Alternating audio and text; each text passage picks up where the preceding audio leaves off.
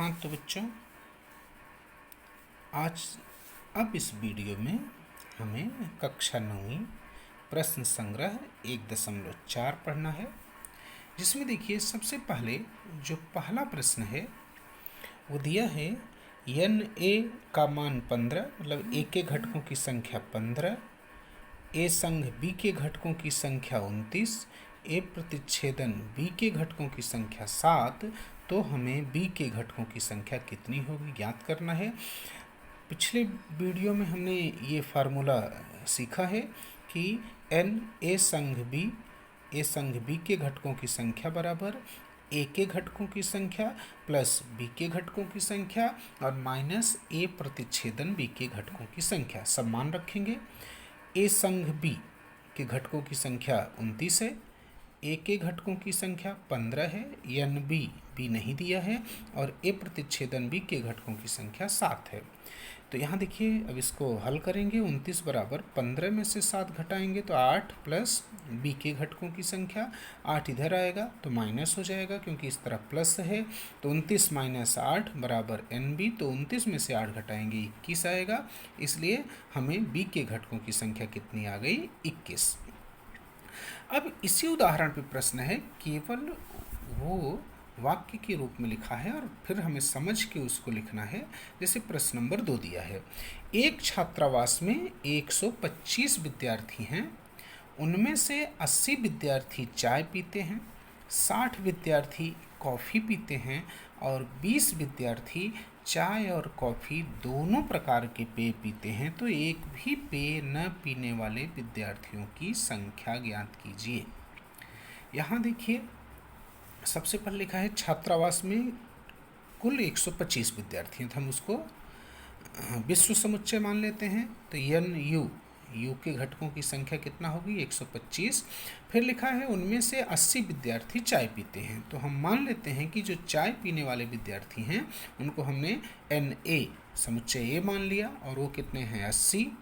और 60 विद्यार्थी कॉफ़ी पीते हैं, तो हम मान लेते हैं कि जो कॉफ़ी पीने वाले विद्यार्थी हैं वो हैं एन बी, और उसका मान कितना है, 60 दिया है। और फिर लिखा है 20 विद्यार्थी चाय और कॉफ़ी दोनों पीते हैं।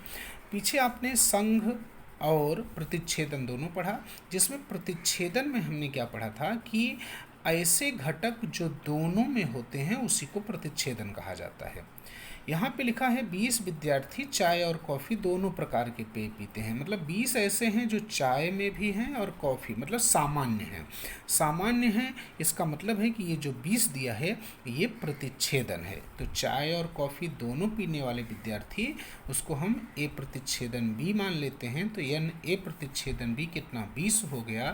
तो अब पूछा है कि जो एक भी पेय न पीने वाले विद्यार्थी, तो सबसे पहले तो हम निकाल लेंगे कि ऐसे विद्यार्थी जो या तो चाय पीते हैं या तो कॉफ़ी पीते हैं, और किसी एक में रहने वाले, इसका मतलब है कि ए संघ बी निकालना है। तो फार्मूला है एन ए संघ बी बराबर n A plus n B minus n A प्रतिच्छेदन बी। यहाँ आया एन ए का मान 80 है, एन बी का 60 है, और एन ए प्रतिच्छेदन बी कितना 20 है। 80 और 60 जोड़ेंगे 140 माइनस 20, और 140 में से 20 को घटाएंगे 120, तो एन ए संघ बी 120 आया। मतलब ये 120 ऐसे विद्यार्थी हैं जो या तो चाय पीते हैं या तो कॉफ़ी पीते हैं। अब 125 में से 120 विद्यार्थी हैं जो कि चाय या कॉफ़ी में से दो में से एक चीज़ जरूर पीते हैं। तो प्रश्न में पूछा है कि एक भी पेय न पीने वाले विद्यार्थी, तो कोई भी पेय न पीने वाले विद्यार्थियों की संख्या क्या होगी, जो एन यू है उसी में से एन ए संघ बी को माइनस कर देंगे, तो ये है 125 माइनस 120 बराबर कितना, 5। तो 5 विद्यार्थी ऐसे हैं जो न तो चाय पीते हैं और न ही कॉफ़ी पीते हैं। इसी के साथ साथ तीसरा प्रश्न भी है, देखिए, एक विद्यार्थी प्रतियोगिता परीक्षा में 50 विद्यार्थी अंग्रेजी में उत्तीर्ण हुए, 60 विद्यार्थी गणित में उत्तीर्ण हुए, 40 विद्यार्थी दोनों विषयों में उत्तीर्ण हुए, तो एक भी विद्यार्थी दोनों विषयों में उत्तीर्ण नहीं हुआ है, तो दोनों में से कम एक विषय में कितने विद्यार्थी उत्तीर्ण हुए। ये भी उस ऊपर वाले प्रश्न के जैसे समझ के करना है।